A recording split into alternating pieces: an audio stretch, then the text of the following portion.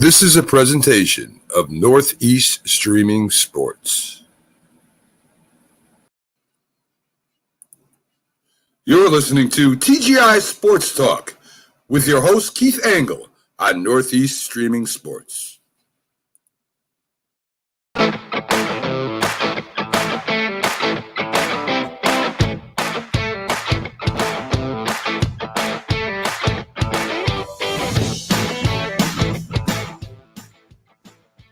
Good morning, everybody.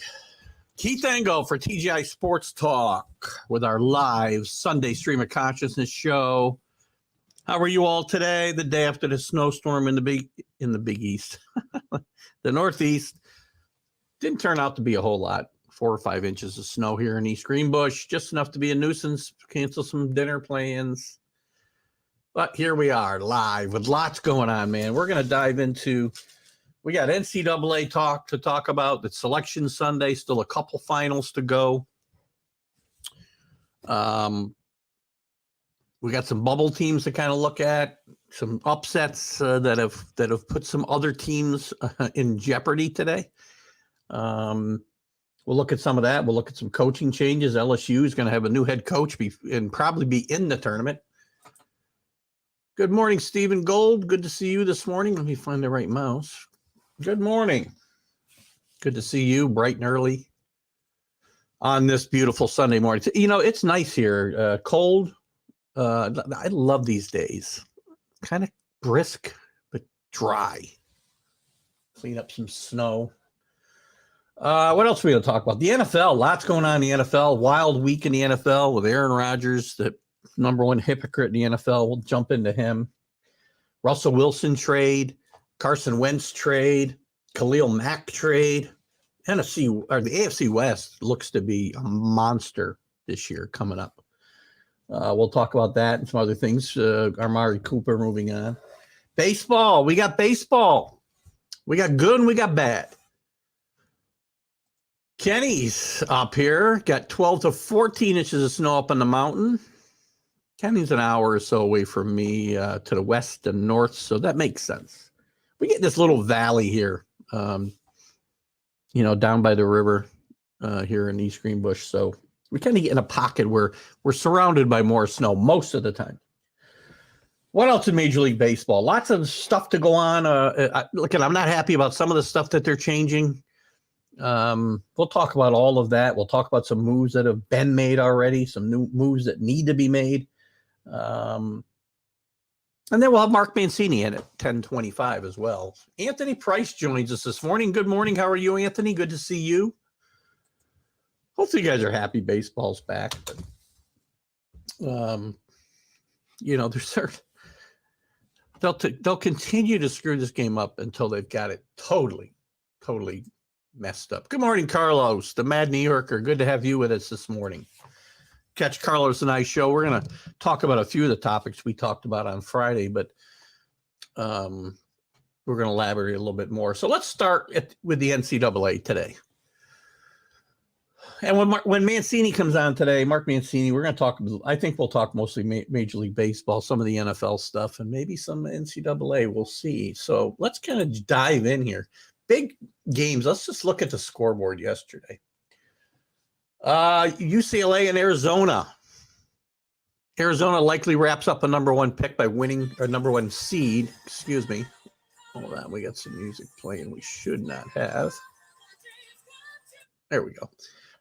With a pretty decisive win. I think UCLA's been playing better ball, and I think they'll do okay in the tournament. And they lose to Arizona though pretty handily. 8-point game, I guess. And Arizona will be, as I said, a number one seed come tournament time. It's good to be back, but only for 100 games. 162 games, Kenny. That's the way the game's meant to be played, or at least 154. Not 100. I can't buy into that. Well, we'll get into that topic later, though. Tennessee beats Kentucky. They led this pretty much this entire game. Tennessee's been on a roll lately. I've talked about the SEC, and I like Arkansas a lot. Arkansas did go down to Texas A&M the game before. No, I'm sorry. The other game yesterday, they went down to Texas A&M fairly handily. So my hot pick of Arkansas may be a little rough, a little rough, but we'll see. Kansas beats Texas Tech. Kansas is probably wrapped up a number 1 seed. What the heck is going on with this? There we go. Hopefully that keeps it out of here. Virginia Tech upsets Duke. Virginia Tech probably was on the outside looking in when this ACC tournament started. They're now going to be in the tournament. So, Rocky Top. Yeah. Tennessee, Tennessee is in play. And we'll get into it. The last seed, at least the last seed, is up for grabs now with Auburn's poor performance, Kentucky's poor performance yesterday, Duke's poor performance. Lots of number 1 seeds went down, potential number 1 seeds at least, right? Kenny, good call. Can't read this one. I don't know why. We'll put it up here. Duke's in trouble. Duke's young. Duke's very young. They're going to get a 2 seed. And again, to me, the difference between a 1 and a 2 isn't that big a deal.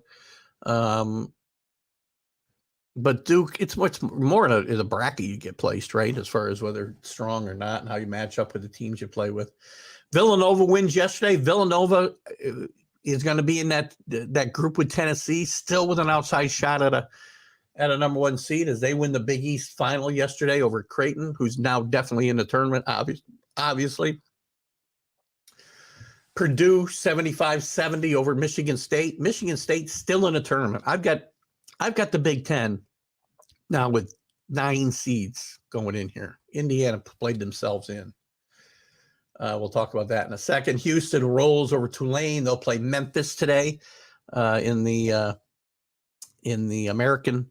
There you go, Alan. If Alan's with us, the American Conference today. They'll play the rejuvenated Memphis Tigers, who have playing very good basketball under Penny Hardaway these last few weeks. So, and Iowa, red hot Iowa beats Indiana. I think Indiana did get themselves into the tournament by getting to the semifinals of the Big Ten tournament. We'll see. Again, they're one of those teams that are still on a bubble, but I think they've got themselves in. And let's look at some of the other. I didn't do my filtering correctly here. I wanted all the Division I games because some of these games are going to weigh into. Come on, why aren't you giving me the number Division I? Well, maybe they are all here. All right. Vermont wins the Northeast Conference, or I'm sorry, the American East Conference. Great job rolling over UMBC yesterday by nearly 40 points, 39 points. Princeton will make it to the final of the Ivy League. Not surprising there, 77-73. Norfolk wins. Davidson with a big win over St. Louis. Davidson's in against Richmond. Richmond wins today. It's going to cause some more teams some angst that are at the bottom of this bubble or the top of the bubble, whichever you want to call it, as Dayton loses to Richmond. Dayton is another team that's probably on the outside looking in now, but we can't tell. These are just our predictions, and I kind of look at my own stuff. I run off of Joe Lenardi's stuff to kind of get myself some bearings in some places. Locally, at least with some local interest for the MAC tournament, Siena lost the other night in the MAC tournament, so they're out. St. Peter's will be going to the actually they won the St. Peter's won the championship, so good friend of the show, Butch Lee, and his son will be I'm sure Butch will be at the NCAA tournament wherever St. Peter's is playing, as his son is one of the stars on that St. Peter's team. Memphis, as I said, beat SMU. Boise State wins the Mountain West, and it probably doesn't affect their standing. They've got a couple teams that are maybe on the bubble in Colorado State, and I think San Diego State played themselves in by getting to the final here.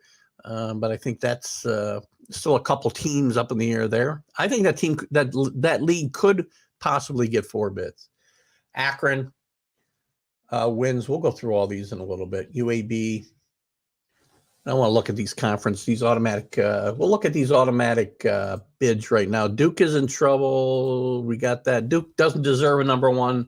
They're still green. Well, look at They don't deserve a number one based on their record. Yes, they're green, they're young.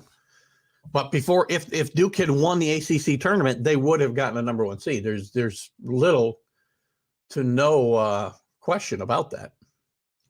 Big Ten's getting 9, most likely. 8 at a minimum, Carlos, I can tell you right now. Because either Indiana or Michigan is in, and quite frankly, I think both are probably in. I know Lenardi has them both in. Michigan's among the last 4 in. Let's see. So who's in and who's out right now? So let's take a quick look through these tournaments. I'll tell you who all the automatic qualifiers are as we speak today, or as we speak now. And let's see, where's my scoreboard here? I'll tell you who's left before we do this. Here's what's left to be played today. We still got the Ivy League final, which either going to be Princeton or Yale. They're the best 2 teams in that conference. We got the SEC final between Tennessee and Texas A&M. Both are in. Tennessee could be playing for a number 1 seed today. Davidson and Richmond. Richmond Richmond needs to get in, I would say, and Davidson's in either way. Memphis and Houston are both in, and then Iowa and Purdue, both of them in. Iowa red hot as they run through this Big Ten tournament. So there's the games for today. And then we've got, let's just take a quick look at the automatic qualifiers. Out of the Ohio Valley Conference, the Murray State Racers, with no surprise, they'll probably be, a 5 seed, I would think.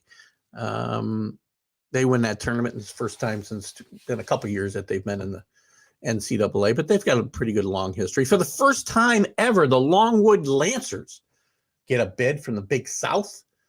They're probably going to be a 14 seed too, which is kind of high. I'm going to get to you in a second there, Kenny.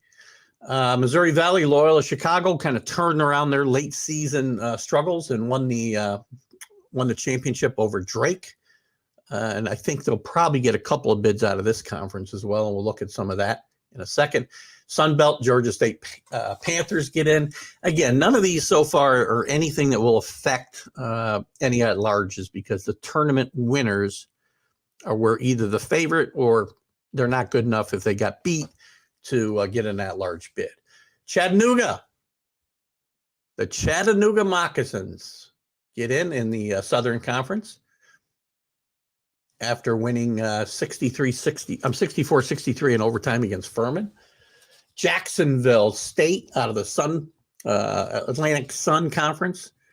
I think they were the best team in that conference this year. So they no surprise there. They won their championship. Actually, it is a surprise because they didn't actually win the tournament. Now that I think about it, Bellarmine, it's their first year, I think, in NCAA Division I, and they've got a probationary period where they cannot make the NCAA tournament, I think, for 4 years, which that's a stupid rule, right? I don't get it. And you guys keep those comments coming. As soon as I go through these, I'll zip back. The Horizon League, Wright State, with a 72-71 win over Northern Kentucky. The CAA Conference, Delaware gets in. Delaware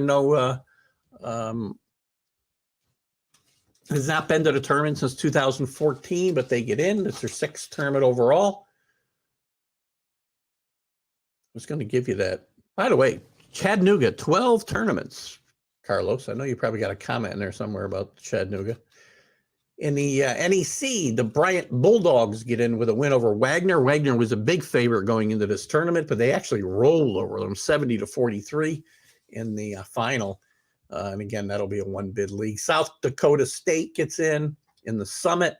The Western Collegiate Conference, Gonzaga easily. There will be at least 2 bids. Again, some of these other tournaments with A&M playing their way in, and maybe Indiana or Michigan playing their way in could hurt San Francisco's chances of being a 3rd bid out there in that conference. The Patriot League, no surprise, Colgate, who was a dominant team in that conference all year. They won big in the conference final over Navy They get that bid. The American East, Vermont rolled over UMBC, as I said earlier. It's their 8th seed in their first in a few years. Norfolk State wins the MEAC over Coppin State. St. Peter's, as I said, over would they play? Monmouth, 60-54. Notable in this conference, Iona with Rick Pitino, who I thought was probably going to get an at-large bid if they did not win the MAC tournament, is likely not getting in this tournament because they lost in the first round to Rider. Probably the only thing that could have kept Iona out of this tournament was losing to a bad team. Kansas wins the Big 12, very competitive conference, and some big surprises with Oklahoma making a good run. I think if Oklahoma had gotten to the final, they would have made this tournament. I think, what else was I thinking about here? I think TCU has certainly played their way into the tournament here. What else is going on? Let me look at, I got to look at something here. Let me look at the Big 12. Where are you, Big 12? There you go. Iowa State, it's amazing to me. They go out, I think, in the quarterfinals, and they're still in the tournament as like a 5 seed. I'm really confused at Lunardi. I wouldn't have them in. I just would not. Had this conversation with Alan a lot. And anyway, it is what it is.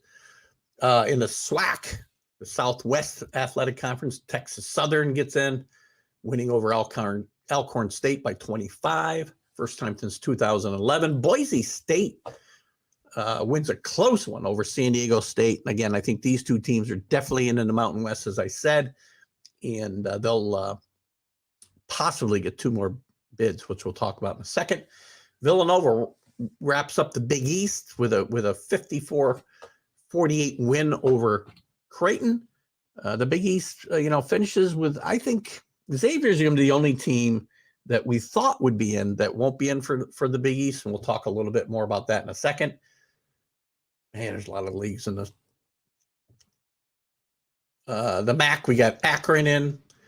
Big Sky, Montana State gets in. ACC, Virginia Tech with that upset over Duke, as we said, which I know you guys are very interested in. Duke, I'm still going to have to root for Duke throughout this tournament because I think it would be a great story for Coach K to make a run through this tournament and at least get to a Elite 8, if not a Final Four in his last season. But will it happen? I'm not counting on it because, as we talked about, they're a very young team and a long ways to go. UAB wins Conference USA, no surprise there. Arizona continues her dominant play, 31-3, with all these scandals still running around the program that are left over from the Sean Miller regime. But Arizona has played well with all of that swirling around them.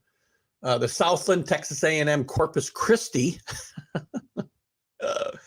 They win over Southern Illinois. They get in, first time since 2007. Michigan, the New Mexico State Aggies get the WAC. No surprise there. First time since 2019. 26th bid in history for that team. Very good. And the Big West gets Cal State, Fullerton over Long Beach State, most likely a 1-bid league. Then you got some finals today that we talked about to kind of finish it up. The last one, I believe, is the SEC final, which is at 3:30 today, leading right into Selection Sunday. So lots of interesting stuff going on here as we head towards 6 o'clock tonight, which I think is when it is. Let's see what we got for comments here as we catch up. Hold on, bear with me, guys. Got to grab the right mouse. Where did I leave off? Carlos saying they should get 10. Duke has a young squad, but they have players a whole season now and not showing themselves to be good enough to win more than 1 game in a tournament. Very possible, Kenny. And the interesting thing about this is, other than a couple teams, I mean, other than a couple teams, any of these teams could go out after 1 win. They could go out the first weekend. A lot, I said it was wide open, this tournament, and almost the entire field, I would not say is a lock to get through the first weekend. Arizona likely is. Gonzaga likely is. But would they, if they went out on a Saturday or a Sunday, would I be surprised? No. Purdue is going to make some noise. They've kind of righted the ship a little bit. Kenny, they're playing today, right? Aren't they playing today? Hold on. I got to get my scoreboard back up. Who we got in that final today? Purdue and Iowa. Yeah, Purdue's righted the ship here at the right time. Purdue still again in contention probably for a number 1 seed if they were to win this game today. Iowa's red hot, and Purdue's defensive struggles have not come up to bite them here in the Big Ten tournament. And they can't if they want to go far into the NCAA. But again, Purdue's a dangerous team. And gosh, I'm telling you, there's like 12, 14 teams that could win this tournament. I really believe that. Tennessee is coming on strong. They've been playing very well. And I got to tell you, I watched the game and I watched the post-game interview with Rick Barnes. Guys, I'm old enough to remember when Rick Barnes came into the NCAA, and I believe his first job was at Providence in the Big East, the old Big East, the really good Big East. I was a much younger man. He was a kid, and now he's an old man. What's happened? How have I gotten so old? New rankings come out tomorrow night, but the rankings don't mean anything anymore, Anthony. After tonight, that's all that matters. Really, all that matters is those 68 teams and where they get seated.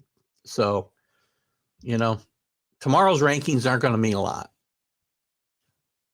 And they'll probably be very close to maybe, well, I don't know. There's been years where the committee is way off of where the rankings are, so we'll see. Yes, I guess I just answered that question. So, yes, the committee does pick the teams tonight. I believe it's 6 o'clock. Let's find out. NCAA selection show time. Let's find out here. 6 p.m. I believe on ESPN. CBS used to have exclusive rights, but I think it's on ESPN.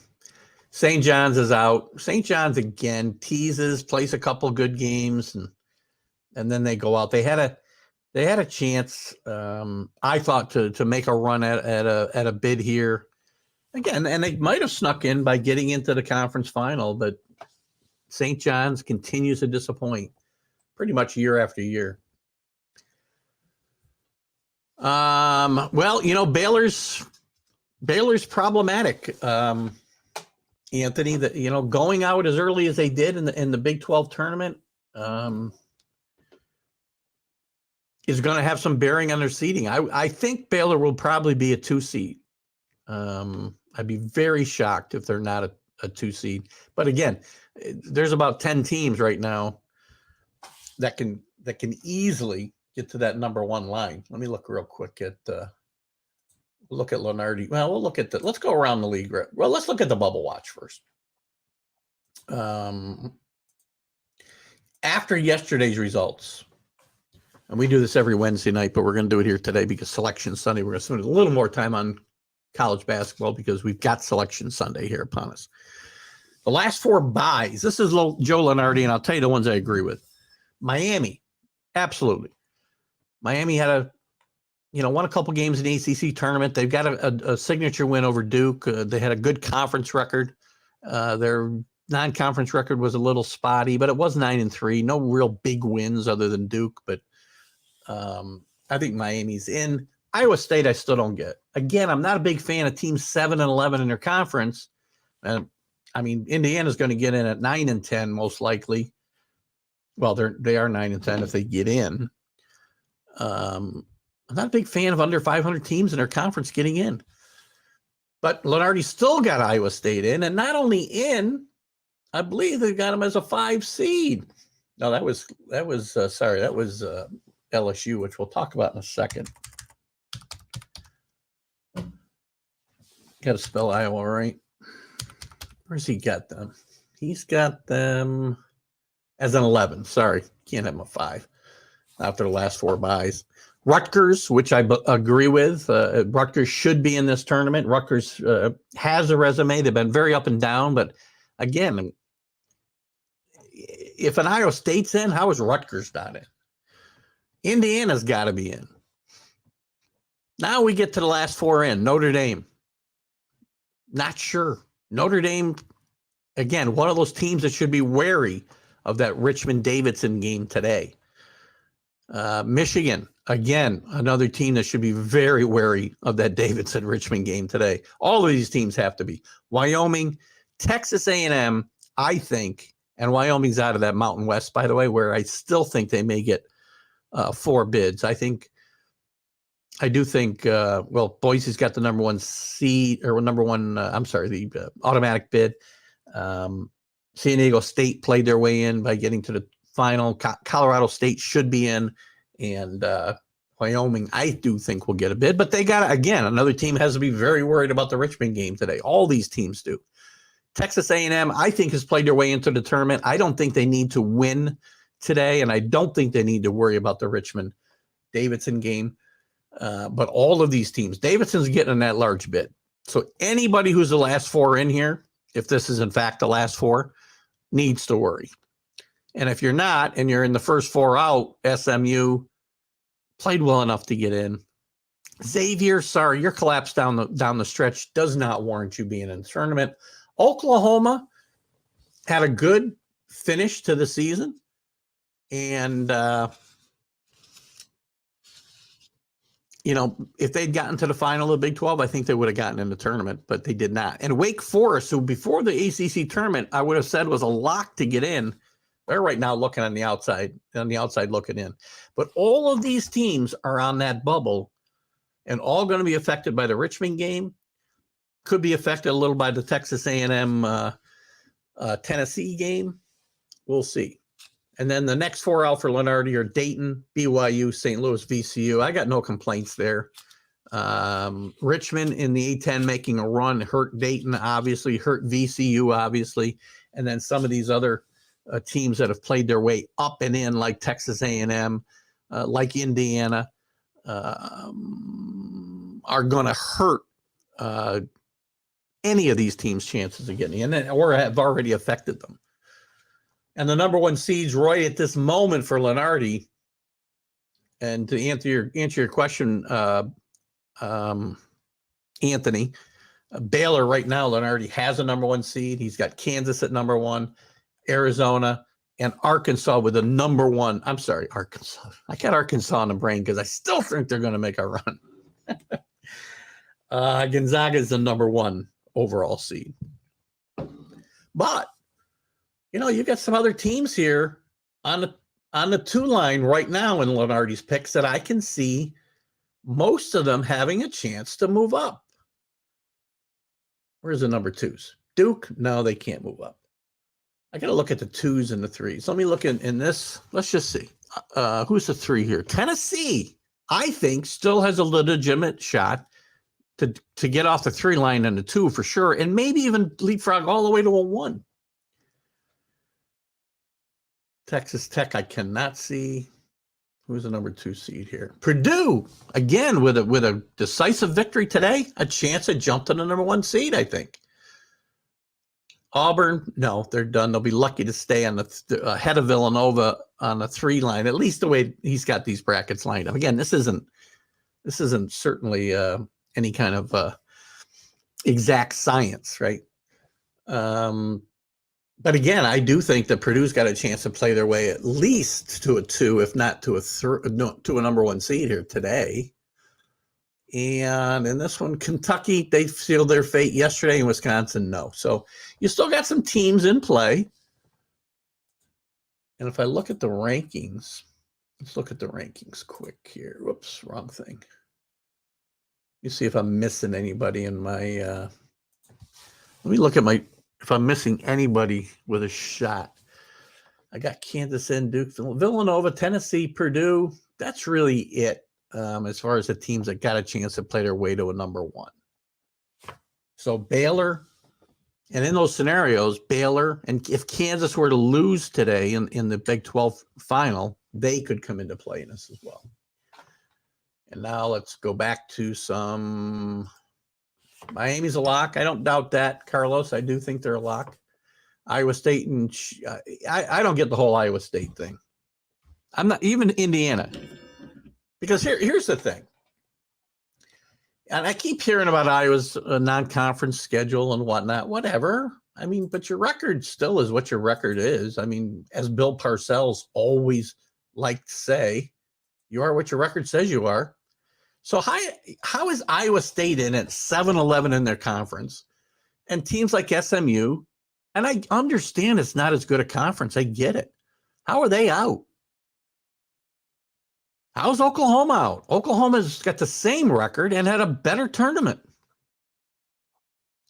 How's Wake out in the ACC, and Iowa State's in? Again, I'm not saying I'm not saying any of these teams should be in. VCU and Dayton. A-10, very good league this year. Better than many years. Deeper than many years. All these teams should be considered if Iowa State is actually getting in. Don't agree with you with Rutgers, Carlos. I can't get on board with that one, because this is a team that in one of the in probably the best league in the country. The Big Ten is the best league in the country, without a doubt, in my mind. They're 12-8 in the league, 18-13 overall, but 12-8 and probably the best league in the country. And it's a talented team. Their coach just got an extension, by the way. I think they definitely deserve to be in. I mean, if they're not in, then Ohio State shouldn't be in. But they're going to get in as well. What else we got here? What else is going on? Carlos, this tournament is bringing in a team because of history over strength. Well, first of all, that happens a lot. And by the way, I don't necessarily agree with the comment, because if we're just talking again about Iowa State and Rutgers, these teams don't have great histories in the tournament, or great basketball histories in general. Rutgers has only been to one Final Four, and that was in 1976. Phil Sellers led an undefeated team into the Final Four, by the way. Tom Young was a coach. I'm old, right? Iowa State, they've had some good basketball teams, but this isn't a rich basketball history. Indiana, that one I'll give you. That it's possible that their history will get them in. But Indiana, even though they're 9-11, I said they were 9-10. They were 9-11 in the conference, 20-13 overall. They've done a good job. They've beat some really good teams in the best league in the conference again. And if you're gonna, again, it goes against my policy of non-500 teams in a conference making the tournament. But again, if I'm talking about Iowa State, then Indiana's got to be in as well. And they've had a good late season run. And Mike Woodson's done a great job. And you're right, Carlos. In this case, your name recognition is going to give you some possibilities. That's why Iona, probably, if they had not lost a rider, and Iona could still end up in a conversation today. Who God only knows, because Rick Pitino's the coach. Not saying that's right, but these things definitely come into play. I don't know why I'm getting blocked out on my last comment here, so I can't see it before I put it up. That always makes me nervous. Not sure what the deal is. That's the end of Amos. Okay, so good. So good stuff, guys. Let's continue our chat here about the NCAA tournament. Let's, I'm all mixed up here. So what else we got? Let's take a look around the leagues real quick. With the, come on. My mouses don't want to work so well today. Right now, you got 25 automatic bids that are in, 31 other teams that are locks for 56 bids. This is by the Athletics rankings. They've got 4 should-be-ins. 1 would work to do, which I think was Texas A&M. I think they're in. And you got 12 kind of in a waiting game here. A lot of them we've already talked about. real quickly, just to go through these leagues again, automatic bid. This would be the big leagues, and we'll look at everybody else kind of. The ACC, Virginia Tech with that automatic bid hurts, Wake Forest. It hurts Notre Dame. It hurts Miami. I think Miami's definitely, I don't think they're a lock to get in. I think they're in that waiting game. But Virginia Tech, Duke, and North Carolina are in. And Carlos, you said all along this wasn't a strong conference. And North Carolina and Duke and Virginia are the only ones probably assured of being in at this moment. Big 12. On that bid, Kansas gets it. Baylor's a lock. Texas Tech, Texas, Iowa State. I still don't understand. TCU is definitely a lock, and Oklahoma in the waiting game. I think Oklahoma's out again because of the not getting to the final. If they'd gotten to the final of the Big 12, I do think that we'd be talking about something different here. The Big East. Villanova with the automatic bid. Connecticut's in. Providence is in. Seton Hall's in. Marquette, I think, is kind of on the waiting game. They've got them a lock. Creighton's definitely in. Xavier, they've got them on the waiting game. I do not see them getting in. And again, this waiting list is a problem if Richmond were to beat Davidson today, because there's one more bid gone. Big Ten, they've got Purdue, Illinois, and we got to have the final today, obviously, with Purdue and Illinois, or Purdue and Iowa. 1, 2, 3, 4, 5, 6, 7, 8, 9 teams. I'm telling you, 9 teams are in. They do have Michigan and Rutgers in the waiting game. Michigan and both these teams and Indiana, again, highly affected by what happens today. Come back to your comments in a second. The Pac-12, just a bad, they're going to get 3 seeds. Oklahoma, 3 bids. USC is probably not even, I don't even know if USC is worthy of a bid at this point. Have not played well down the stretch. Arizona, legitimate title contender. They don't have anybody else even on the waiting list. So Kentucky, SEC, sorry. And then we still got the final today between Tennessee and Texas A&M. They still have A&M would work to do. I think A&M played their way in by getting to the final, and they've got Florida kind of waiting. We got Alabama, Arkansas. Alabama might be in the waiting game list to me.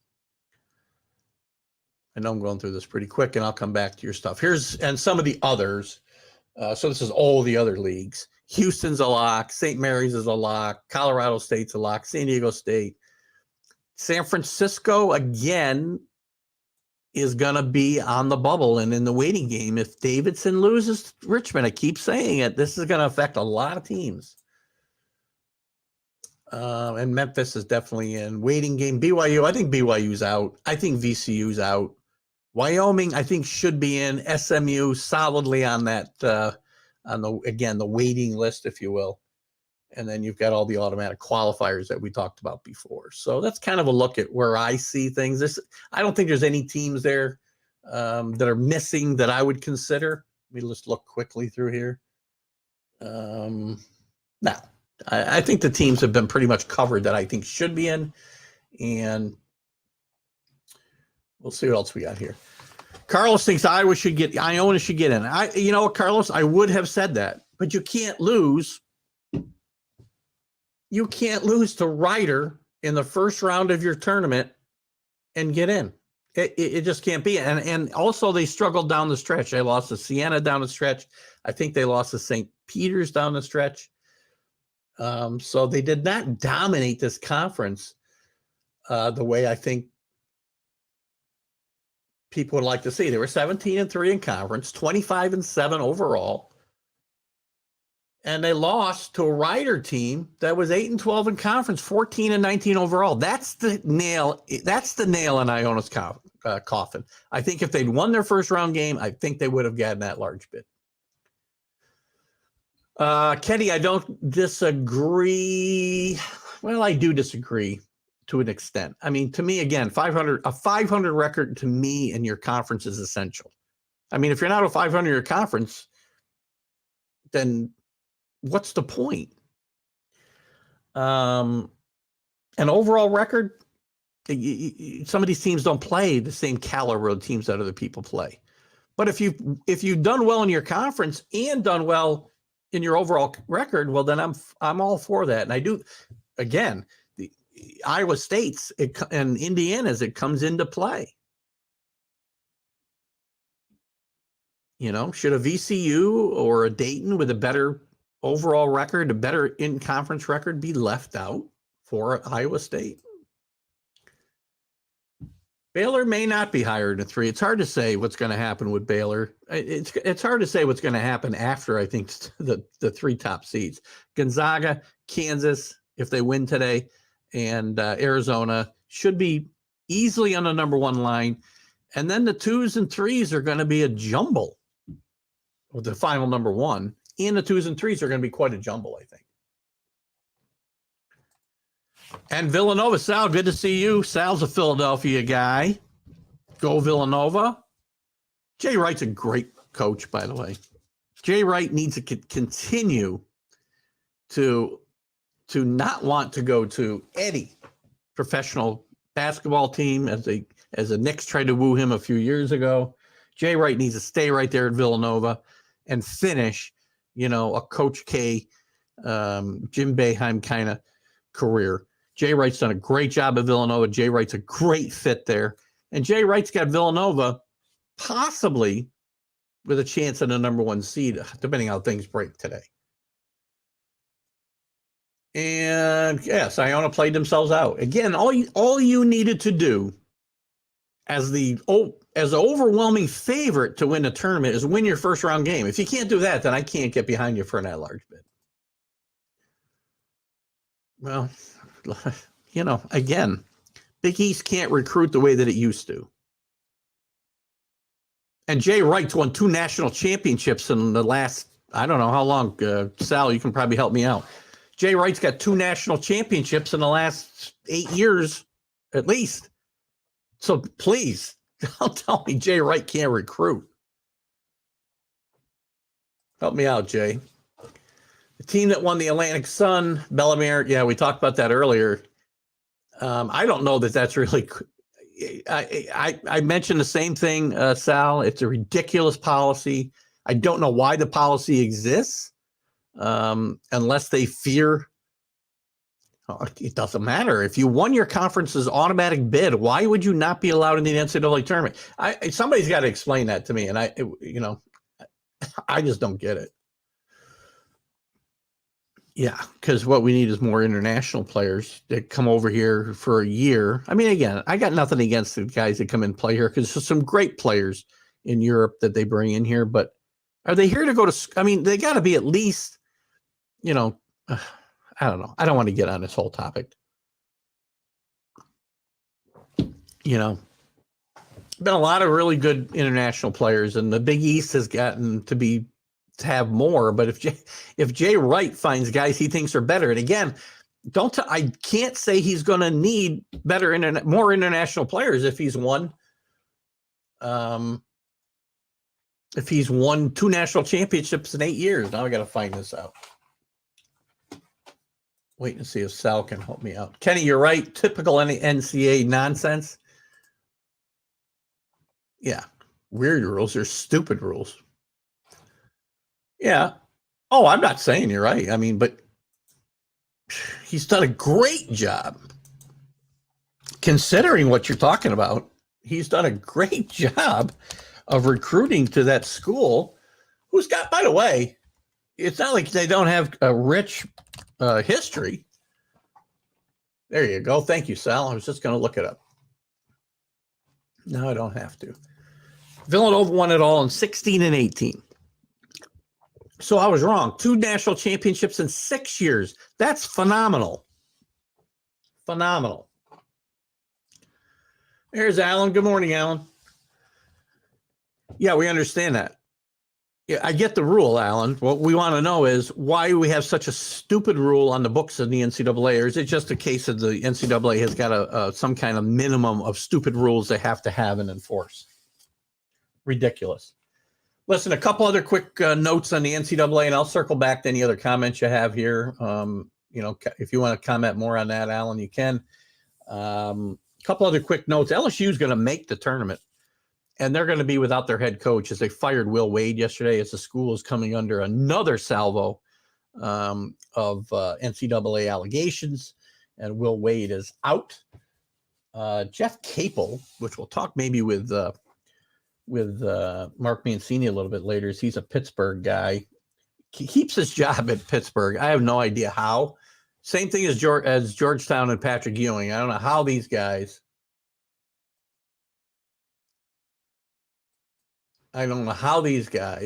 Yes, thanks, Alan. But again, I need to know why we have this stupid rule, because they've got a quota of stupid rules they need to have.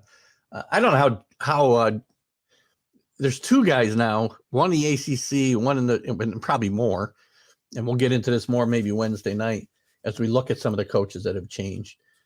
Jeff Capel and Patrick Ewing keep their jobs after doing horrendous jobs, not just this year, but pretty much for the whole tenure that they've been there at Pittsburgh and Georgetown, respectively.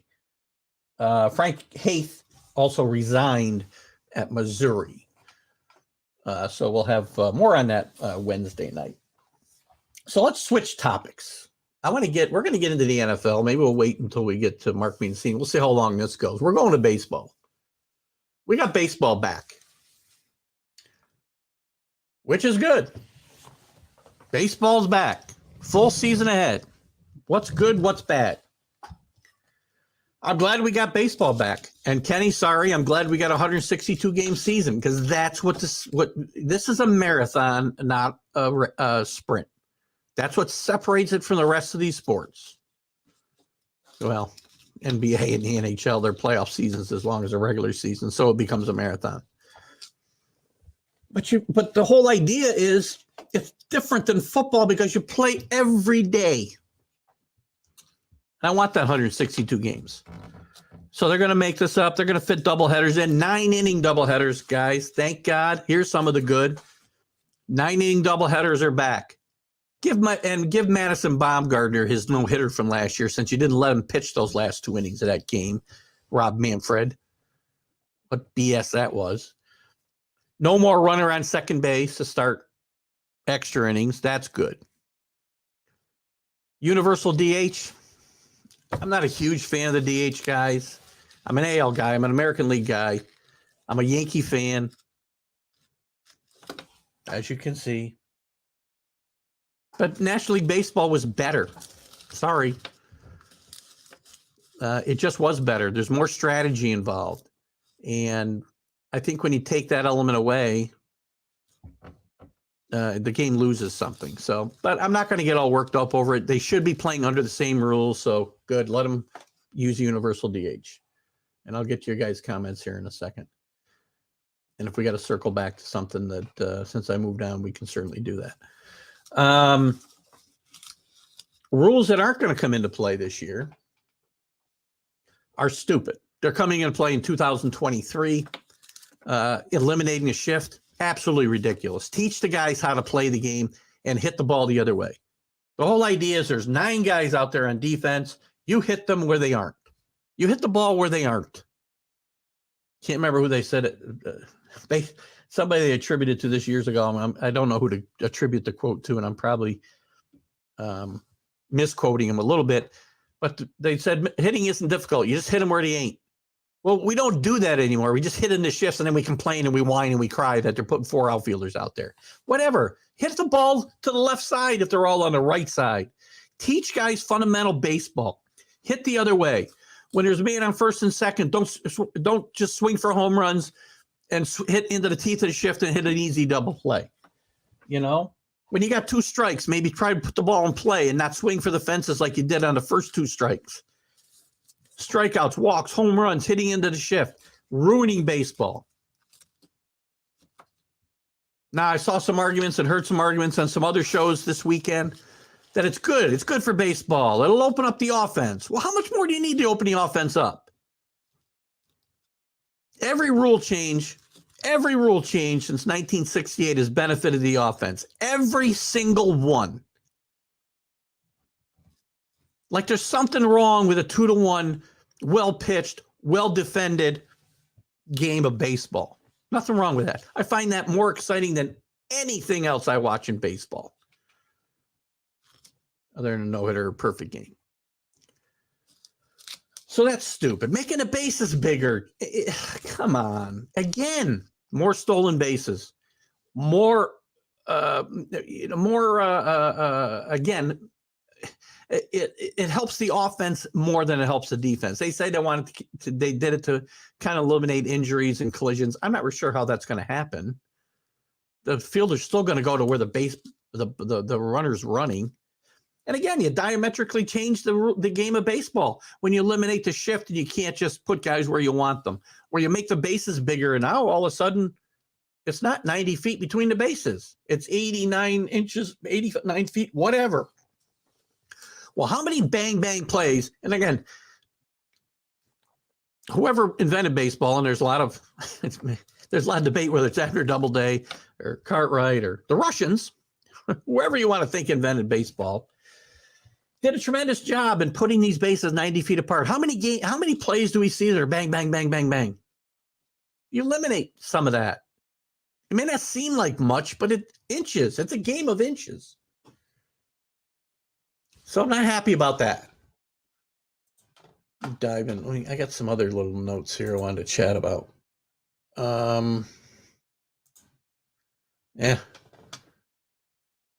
Yeah. As far as some of the stuff that they put into play for the bargaining agreement, I don't have a problem with it.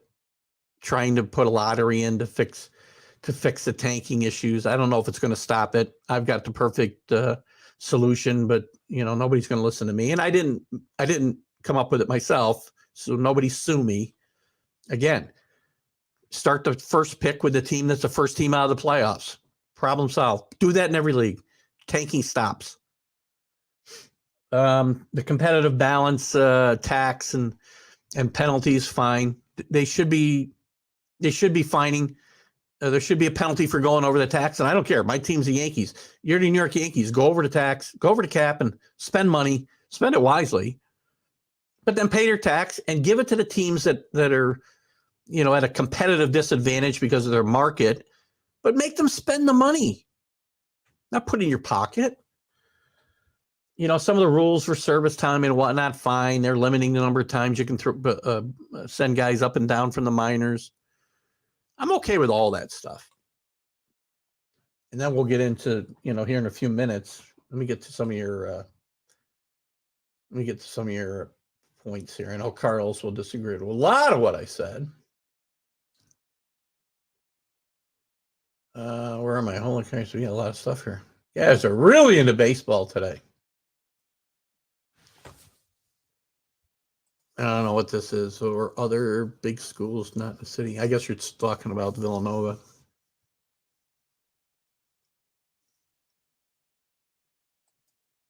Not sure what that's about. Mets added like 40 pitchers. Yeah, the Mets. We'll get into some of the additions. Mets signed another free agent pitcher from Oakland yesterday, who was a Cy Young candidate. Most of the year last year before he took a line drive to the face, Chris Bassett. I believe he went 12-3 or 12-4. 12-4. I think he's 12-3 before the injury. Very scary incident, by the way. But he was a Cy Young candidate last year, and we'll dive more into that as we go. Bigger bases, umpires should never miss a call. Maybe. I just don't get it. What do we need bigger bases for? Pitchers are traditionally ahead of the batters, but with 27-day camp, this situation is exemplified. I don't doubt that, Sal. Pitchers are ahead of the hitters in the spring, but hitters have every advantage throughout the course of the year. And when the pitchers find a little advantage because they find a way to mix some rosin with whatever, and I don't remember what they called the stuff last year. We got to do away with that because we can't give them any chance to, compete. Sal's down on the DH. I kind of am too, but you know what? With all the other complaints I have, I'm not gonna get hung up too much on that one. I mean, it gets more jobs, and Nelson Cruz now will be able to play until he's about 50. Well, you might want Cano left out. How long is it before he's suspended again anyway, Carlos? Maybe the stupidest man in baseball is Robinson Cano. He either the drugs are all that's driven Robinson Cano in his entire career, and I don't believe that, or he's the stupidest man in baseball. I'm not sure which thing I explained. Let's see. Also, the Yankees are still the Yankees. We're going to dive into this in a second. I want to talk about the Yankees specifically, the Mets specifically. We'll talk some about the Blue Jays maybe and the Rangers. Alan, since you're with us, they made the bases bigger, so it's easier for runner to steal bases. Well, it will be. And I think that's a byproduct, but that's not what Major League Baseball is saying. And I think maybe they do want to, again, another thing to help the offenses. But Major League Baseball's number one thing for doing this, Anthony, and I think is disingenuous, is they say it will result in fewer injuries and collisions around the bases. Baseball players are such babies. It was We Will a Killer. Thank you, Carl. Yeah, Sal. Thank you for getting me the name. I knew somebody could do it. Sal, by the way, is Sal. Put a little plug in the comments. Mark will do it later on, but put a little plug for your Philadelphia show. And if you got some other stuff, feel free to put it in the comments. I'll get it up here for these guys to see. Check out Sal with Mark Mancini, and I'm forgetting the station now again in Philadelphia. Sal, I apologize. I don't have the notes in front of me. But some really good stuff. Sal's a really bright guy and has some really good takes on sports and baseball, particularly. Carlos, I know this ought to be fun. You can't hit ball. Stop, Carlos. Stop.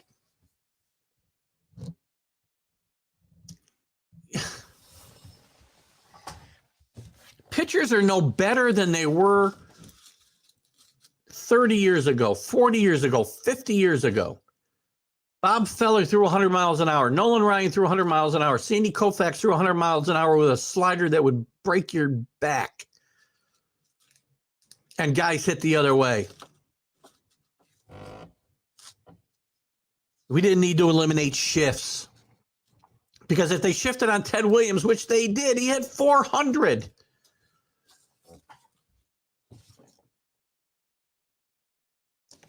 Ted Williams might have been one of the first guys, and I don't know every guy that was shifted on, but Ted Williams was maybe one of the first guys ever to be shifted on. Pitchers duels are very exciting, right? Isn't that? I mean, again, to those who know, that's the problem, Sal. You and I know, some of our listeners know, our viewers know, listeners. But baseball, the people running baseball don't know it. I don't think the TV executives know it. So a whole generation, younger generation, it's ESPN highlight and video game baseball they want to see. Home runs, 10-9. That's not exciting. That's not exciting to a baseball fan. It's just not. It has to happen to change the game. Why, Carlos? This game was perfect. This game was perfect, and so they started screwing with it because the games took too long. That was the number one complaint. Well, no, I'm sorry. The number one complaint, first, pitchers were dominating, so they lowered the mound. That was a big change. They put a DH in. That was a big change. I accepted all of that. Can't just keep changing a game that doesn't need changing. And the biggest complaint about baseball is the speed of play. Well, all you need to do is enforce the rules that are already in play. They're in the rule book. When you get the ball back, you throw the ball up within X amount of time. Put a pitch clock in to time it. I don't care about that because there's a rule in there already that says when you get the ball back, you need to get ready to pitch. And the hitter needs to stay in the box. Go ahead, Carlos. Go to YouTube today and watch a game from the 60s or the 70s, even the 80s, and watch how quickly the ball gets back, and maybe not the 80s, get the ball back to the pitcher and how quickly he's thrown it again to the hitter. The way it's meant to be done.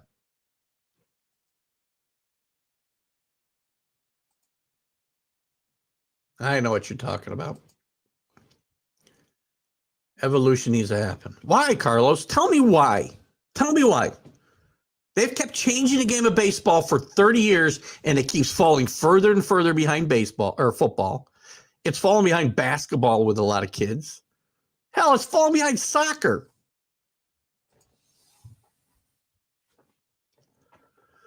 I think that he cannot play on the other side of the bag. He can play behind the bag, but I don't think he can play on the other side. And I think there's going to be a rule as far as how deep they can play the infielders, which again is stupid. God. We'll get into this in a second. They don't need to dump Judge at all.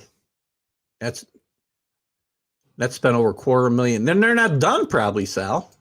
We'll jump into that in a little bit. Carlos was a decent hitter coming up, but he taught myself how to hit the ball against a Roger Clemens award-winning pitcher. Oh, I thought you did it against Roger Clemens. Now, that would have been impressive.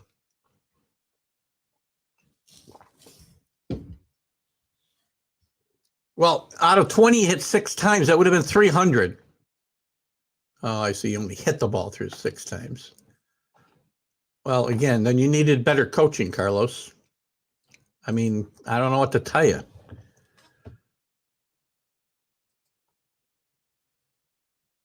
No, we Willie Keeler, but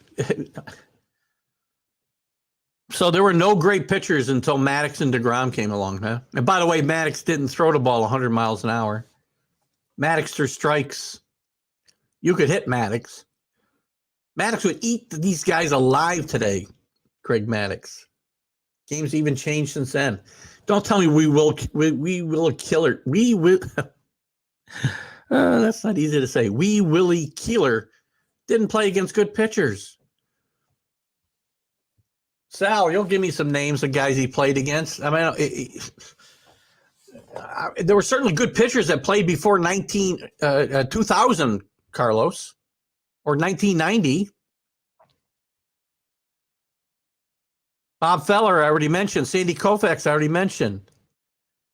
Christy Mathewson. Lefty Grove. Cy Young.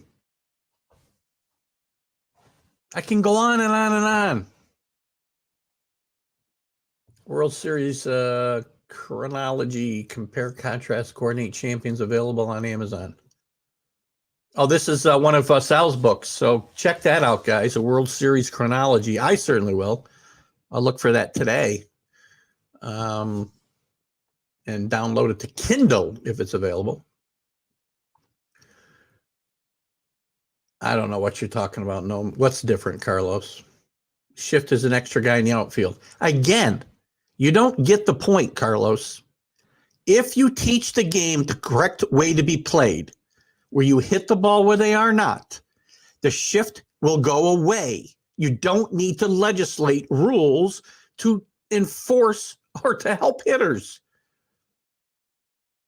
Teach them how to hit the ball the other way. It was done. You can't tell me it's harder to do today than it was 90 years ago. The game hasn't changed. The pitchers pitch the same way.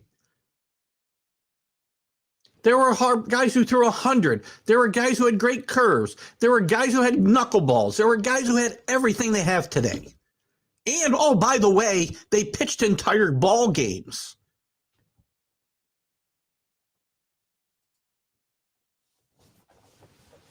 Sal, the show with Mancini he does out of Philly is, there you go. Thank you. WDBAM, Talk 860. And I know Marianne Costello, and it's called the Liberty Bell Smack. It's Thursdays at 6 p.m. You can catch it. You can catch it from the radio station website. I know I do that sometimes when I can't listen some other way, but they do also go live on Facebook at 6 too. And it's a really, really really good show. Well done. And Sal's very, very good and knowledgeable on that. And to put up with Mancini on a weekly basis, I can relate to how difficult that can be. Just kidding. We love Mark. You're welcome, Sal, anytime. Gonna get you on the show. I think we got to have you on some Sunday, Sal, maybe during the Mancini segment. I don't know. We'll see. We'll see how that goes. You and I should chat about that. Carlos, it looks like 100 get new glasses.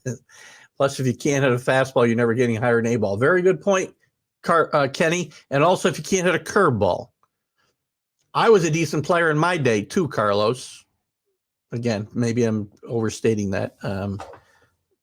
I actually wasn't very good as a kid and made myself very, very much better by the time I was a junior in high school, just through my own efforts and coaching, good coaching. And I couldn't hit a curveball. So again, can't hit a curveball, you don't make it past single A either. This game was perfect and it was falling out of favor because of the way it's covered, because of the fact we needed home runs, whatever. Strikes what sent baseball spiraling, by the way, in 82 and 94.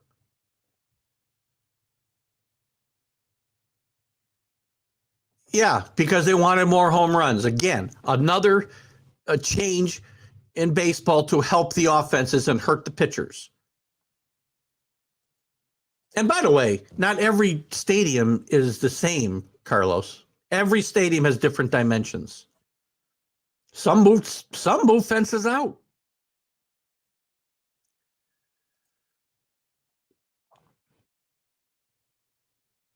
Well, it doesn't necessarily mean he's in the outfield, Kenny, but I know where he's going. I mean, they used to play Big Papi. They played a second baseman out like next in front of the right fielder. So I know what he's talking about. But again, teach guys to do the right thing. Don't need a rule. I'm not saying I love the shift. I'm not sticking up for the shift. It's funny how we get lost in these arguments, right? I'm not sticking up for the shift. I'm telling you, if the game was played properly, you wouldn't need a rule against it. Carlos, yes, it is. How can you tell me it's not about? There's a difference. If you're not good enough, you don't get past AAA or get to the major leagues. A major league hitter should be able to do all the things you say they can't do. And if they can't, they shouldn't be in the major leagues. End of story. That's why Gary Sanchez should be out of the major league, or at least out in New York. Guys hack because the ball has movement. The balls always have movement. This isn't new. Not new. Where are we? Much Garver first. Now with him. There's Alan talking about some actual baseball. We'll get to that, Alan. Yeah, no, Bonilla. For a while, it looked like Bonilla would be the highest paid man in baseball this year, Sal. Yeah. Not if you could only hit the ball 2 times out of 10 out of the infield.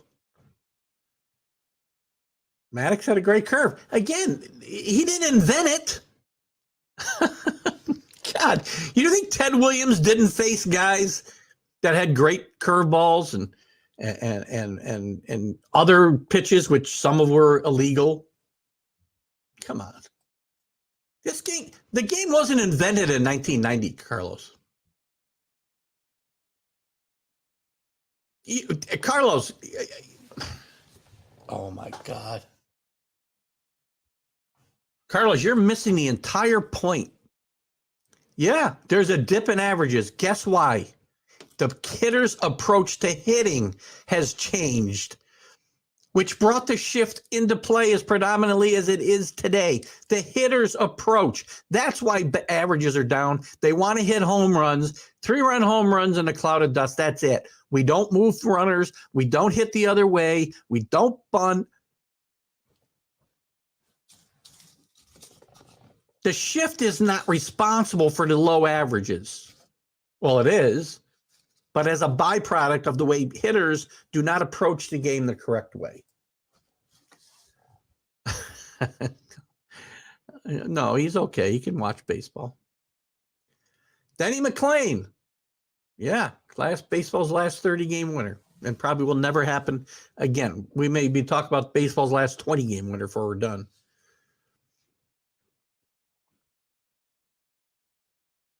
There's no studies that will convince me, Carlos, because I have these two things in my head. They're called eyes, and I have a history of playing a game until I was in my 30s. And I know how the game of baseball is supposed to be played. And what I'm watching now is not the way it's supposed to be played. You can throw all the studies at me by people now who want to throw analytics in my face. And all I care about is the eye test. Guys don't hit now because of the way they approach the game. They try to hit home runs. They try to hit through the shift.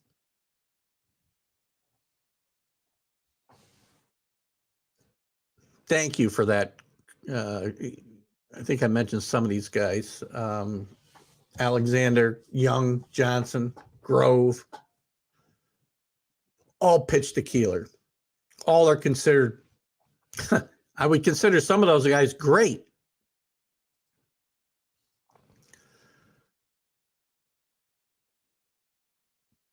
I said Cy Young, didn't I? Oh, maybe you're talking about to Carlos. I don't know. Oh, that's still you. Carlos is out of your go to right. This is, yeah. Oh, God. So frustrating. But again, look at Carlos. I understand why you think the way you think, because you have been indoctrinated by the baseball media and the people running baseball today, and the people who want to sell video games and get highlights on ESPN, as that this is the way to fix baseball, and they're all wrong.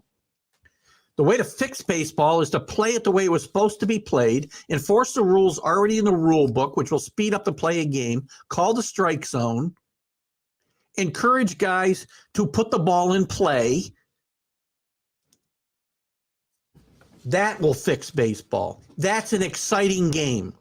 And I guarantee you that you won't hear that on ESPN or out of the mouths of any Major League Baseball executives, because they want to sell video games.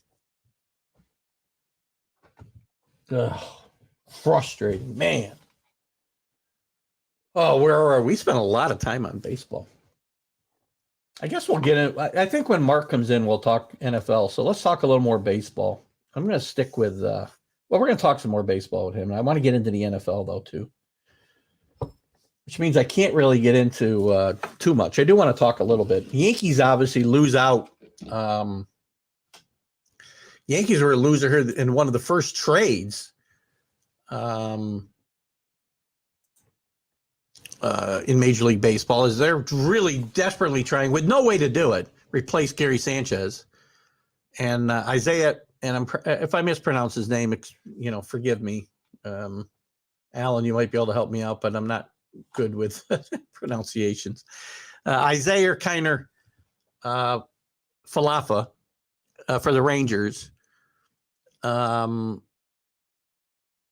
one of the Yankees' targets. He's a really good defensive player, not much of a stick, but the Yankees need somebody steady behind the plate.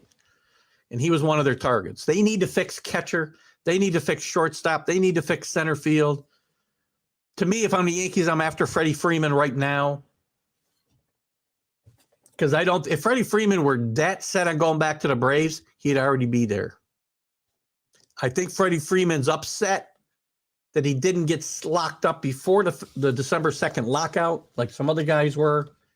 And I think Freddie Freeman's in play for the Yankees, for the Dodgers, for a lot of teams. I don't think it's a done deal that he's going to go back to Nolan Ryan. Well, Kenny Rodgers, no. Sorry. I can't give you that one, Alan. But the Yankees got to make some moves. I'm surprised, and I know that there was a little moratorium out of the gate, but I really thought the first I thought the first few days here we'd have a flurry of activity, especially out of Yankees and other teams. There's other teams with needs. And there's a lot of really good free agents still out there. Where are they? Who are they? Let's look at all positions. Let's just look at some of the guys still out there as free agents. Some of these guys got locked up early, but here's some of the guys still available. Yeah, this probably isn't the best way to look at them. This is terrible. Catchers. Yankees catching. Let's just stick to this. Yankees catching situation is in trouble because they're probably stuck with Gary Sanchez now. I don't think there's any guys out there that are really stand out as a viable alternative for the Yankees to be able to replace, unless it's through trade and it's somebody I'm not thinking of being available. But there's no free agents, I would say. We got to go get this guy. Because they've all signed. And there's very few available anyway. One guy they were interested in just got traded. So where do the Yankees go to improve their catching situation? The shortstop situation? I don't think Carlos Correa's coming here, and I'm not signing him long-term anyway. I know Carlos thinks they can sign him for 3 years. That's not going to happen.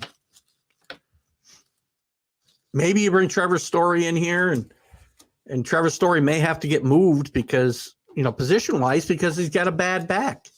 And I'm not sure where Trevor Story's going to play outside of Coors Field. So if I'm the Yankees, I may play the kids.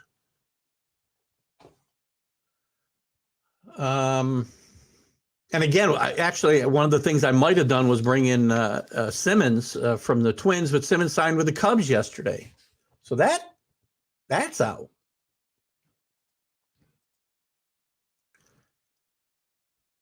The Cubs even did something right. They signed Simmons. Mitch Garver would have been good, yeah.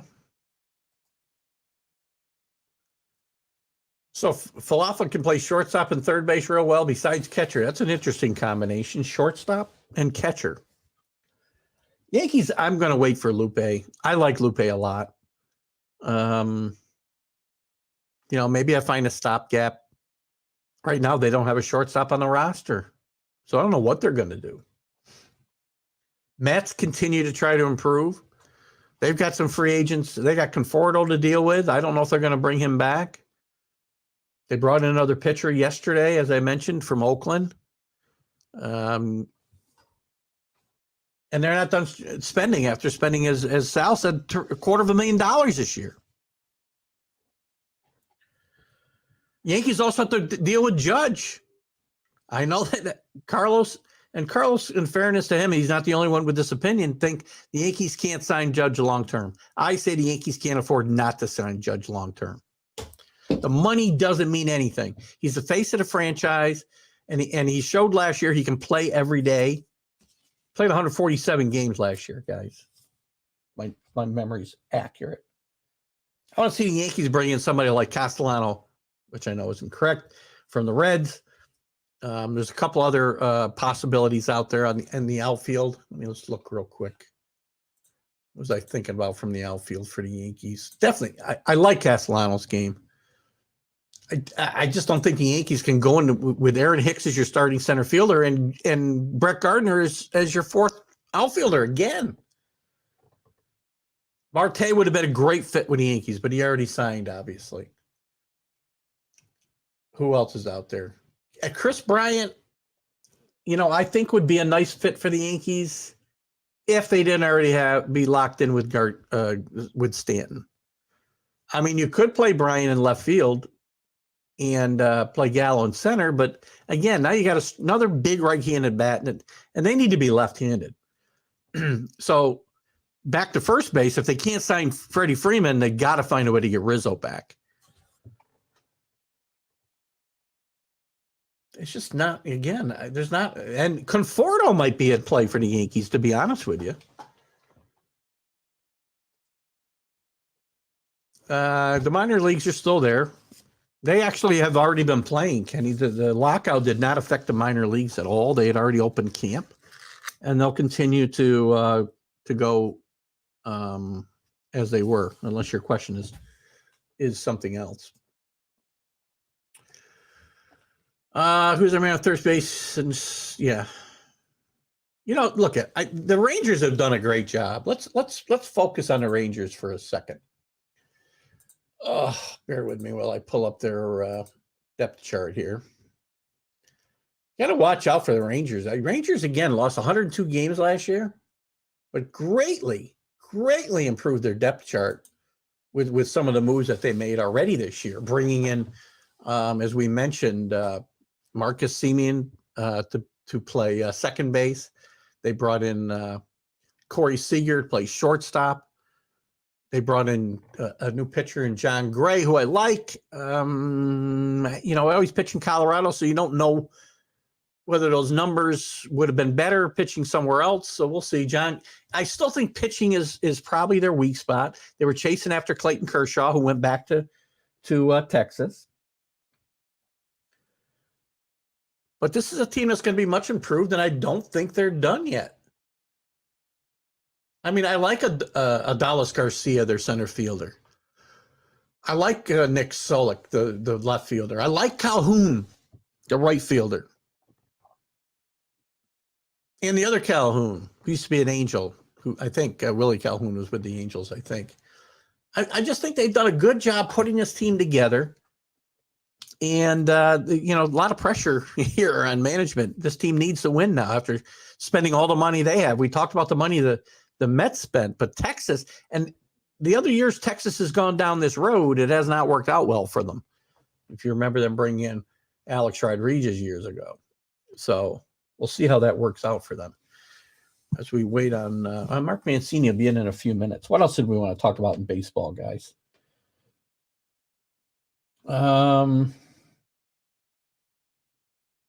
So again, we're going to have a flurry this week, I think, of free agent signings. Still a lot of guys out there. Freddie Freeman, I think, is a linchpin for a lot of teams. You got Matt Olson on the trade block as kind of a backup for a lot of teams. Matt Olson from the A's.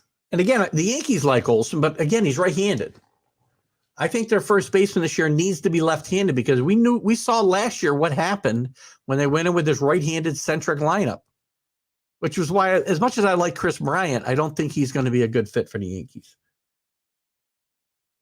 I do think Freeman is the perfect fit for the Yankees. He's a better Rizzo.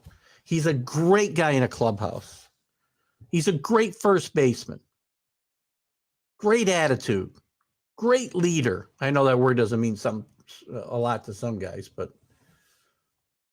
White Sox brought in Joe Kelly. I don't see that as a huge impact. Carlos Allen.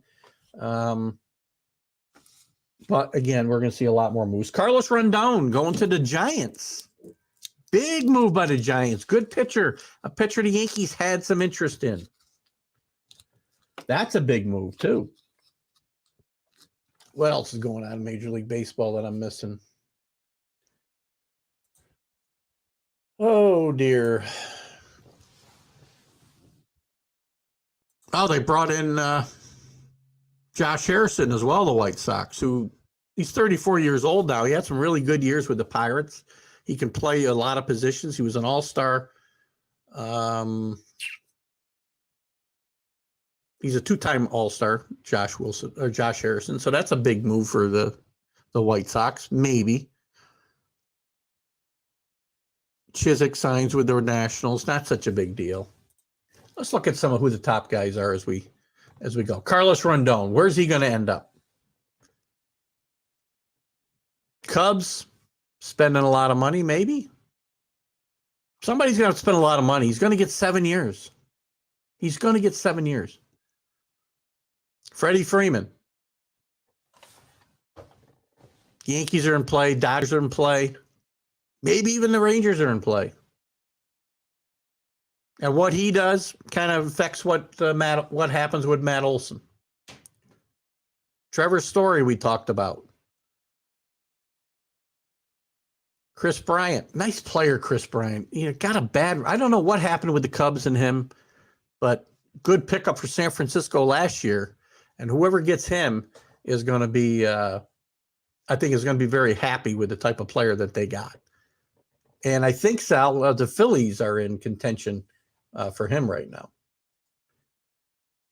Running Joe Kelly, if the All-Star game goes extra, great. Yeah, that'll be a lot of fun. Let's just stop playing the games. All-Star games are a joke.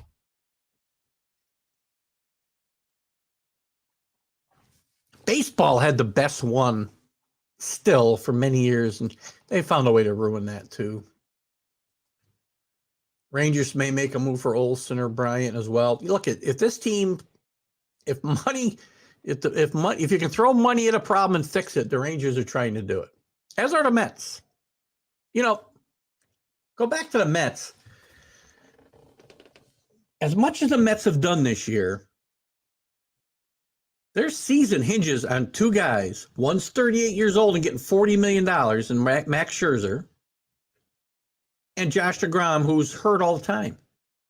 Now, if those two guys are healthy and pitch the majority of the season or 90% of the season, make 90% of their starts, they're going to be very, very tough, especially bringing in the guy from Oakland the other day. What's his name? What did I just say his name was? I just had it. Sorry, now all my things are locked up. The odd stat about this kid they brought in, he's 30. He's been around baseball for a long time. I think he's 33 or 34 years old. But one of the big deals last year was he pitched his first major league complete game. To tell you how different the game is played today, so frustrating. Players up for the minors Rob. Oh, yeah. Well, a lot of teams are going to do that, but a lot of teams want to make sure that these guys are ready. Yankees, I think, should bring the kid up to play shortstop. Now his name is Volpe, I think is his name. I'd like to see him start now. But they may want to, again, they try to sometimes manipulate the service time, which they're still, was one of the big sticking points of the lockout. But I would like to see the Yankees go to the kid at shortstop now. Who else is out there in the free agent world? Clayton Kershaw re-signed. Nick Castellanos, nice player. 30 years old, finally coming into his own in the last couple of years. I hear the Phillies mention a lot with him. I would like to see the Yankees consider him.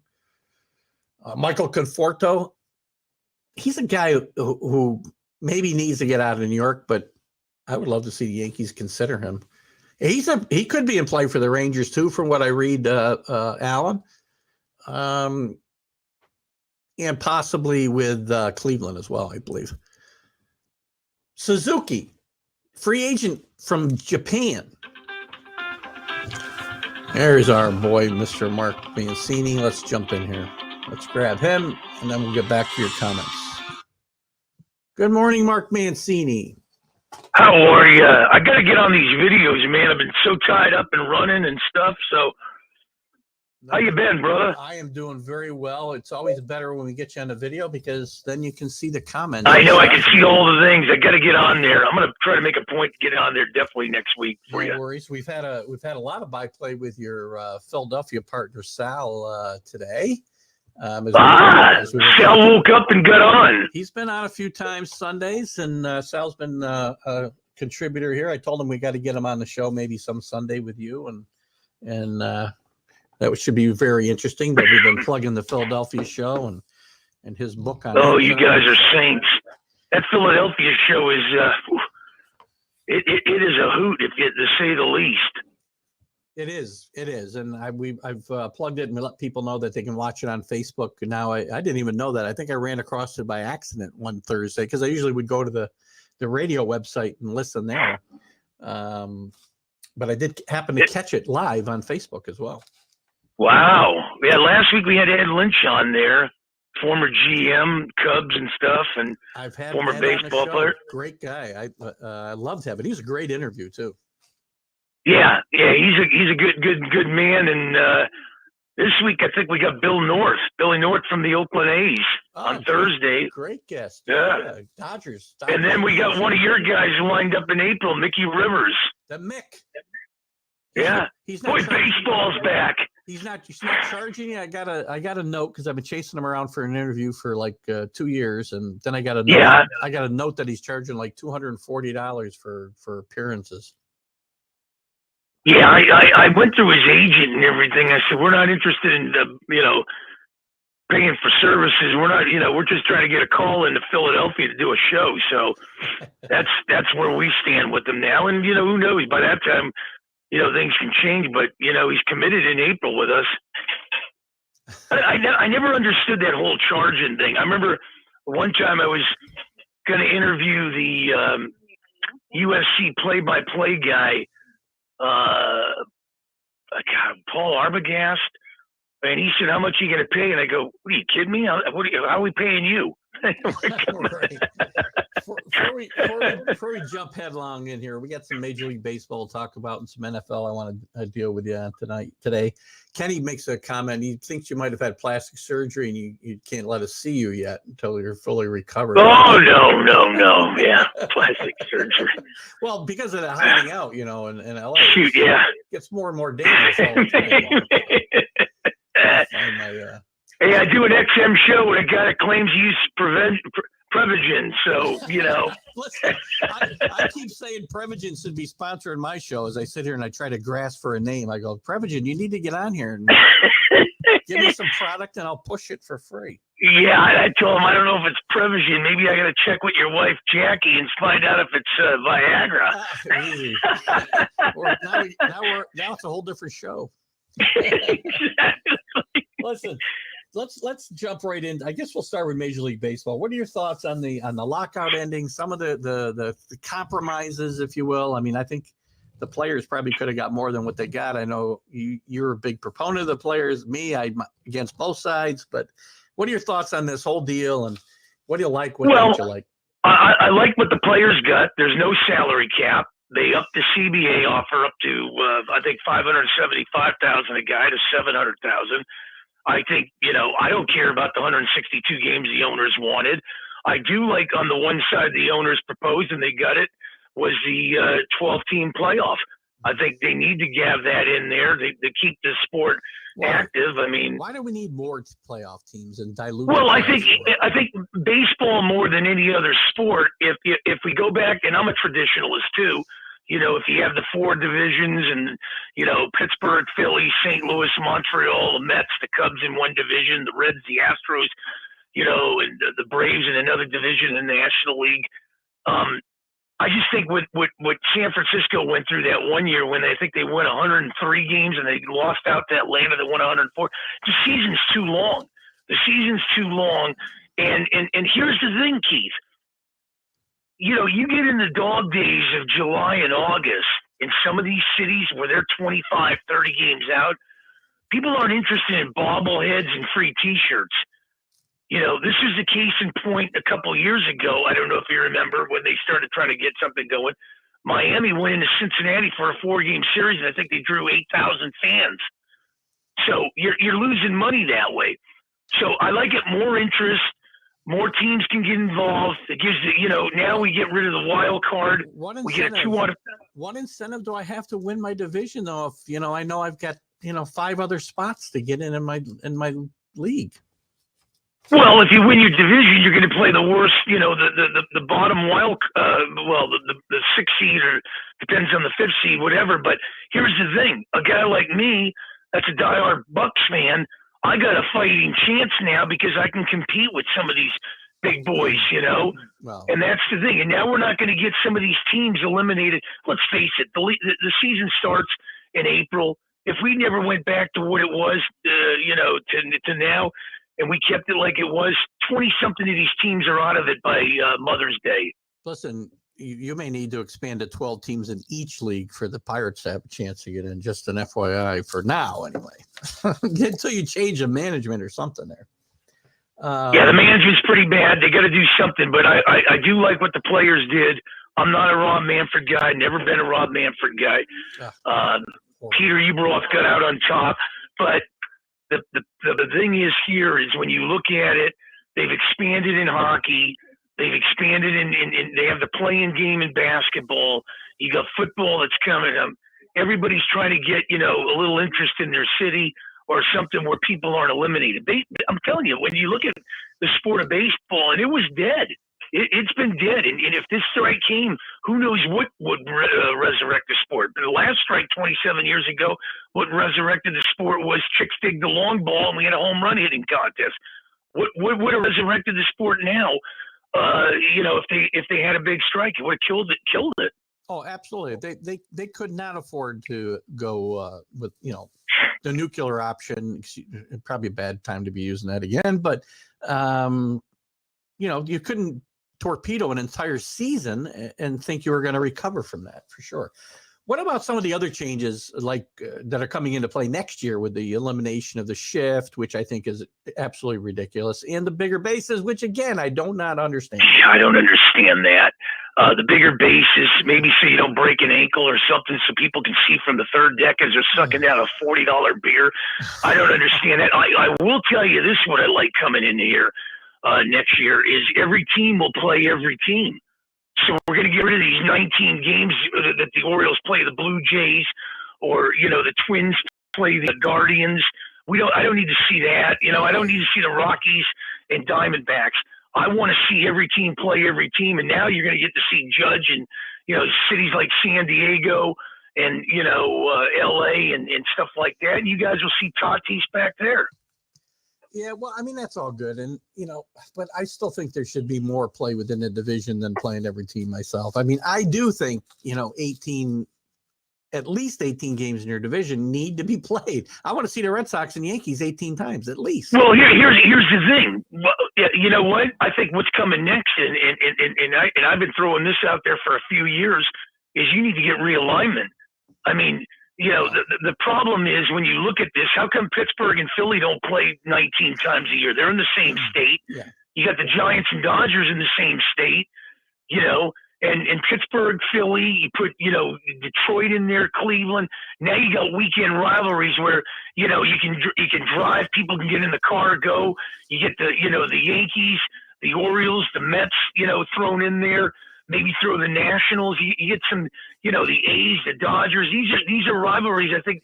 But you know what? Maybe that's at least they're trying to do something unlike football, where they can't seem to get Dallas out of the NFC East, and that's about as far east as I am. Yeah, well, football's had this problem forever. I mean, I'm reading a book right now about the merger in the first year of the NFL as we know it today in 1970. And when you look at some of the breakups they had then, Baltimore played in the Western Division in the NFL before they moved to the AFC. Wow, that must be a heck of a book. I mean, who wrote that? I don't have it. I have my Kindle here right next to me, but it's a really good book, and I would recommend. Yeah, let me know. I will. Man, oh man, I'll definitely do it. There's a lot of good stuff out there. I've been reading a lot of stuff about the merger lately. I don't know why I've been so interested in it, but anyway, back to baseball and let me go back to the shift again. I mean, why do we need to put in? And I keep going back and forth with some of them. I think it's a generational thing, to be honest with you. The disagreement on why we don't need to diametrically change the game. The shift hasn't lowered averages in baseball. The way hitters approach the art of hitting has changed, which has brought into play the added use of the shift. And what you need to do is teach guys to play the game fundamentally sound again and hit the ball where the players aren't. Don't change the rules to eliminate shifts. Anyway. Well, I'm not an analytic guy by any means, but I think the Dodgers started this shift stuff, and to a certain extent, watching some of their games with the whole thing, and and when you look at it, and the shift thing and moving people, I don't understand why they do that. And the only way you beat the shift is you get you start laying down bunts if they're going left or right on you. So you can just hit the ball the other way. I mean, you don't have to bunt. Right. So that's the thing there.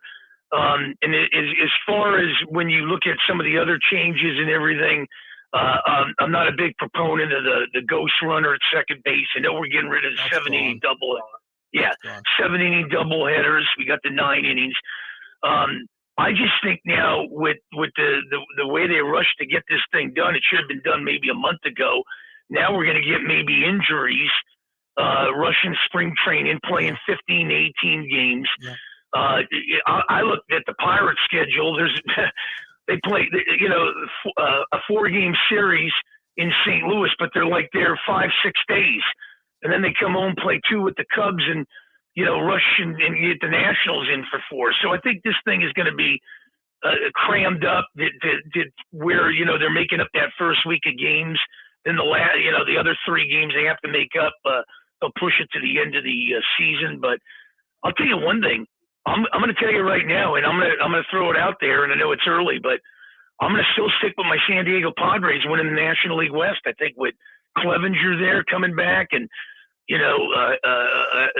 Blake Snell introduced from the National League last year. I like the makeup. I like Bob Melvin. They got 3/4 of that infield is the best in baseball. So I like San Diego. I think the Dodgers have come back down to the pack. They keep losing key components every year, it seems like. Yeah. And, losing Corey Seager, you lose a Kelly, you lose a Knable, you re-sign a broken down Kershaw. They got problems in that pitching staff in L.A. Yeah, I like San Diego's hiring of Melvin. I can't dive too much, and we'll do this in a few weeks as far as until I see where all these free agents land, because we're going to have a frenzy of signings here soon.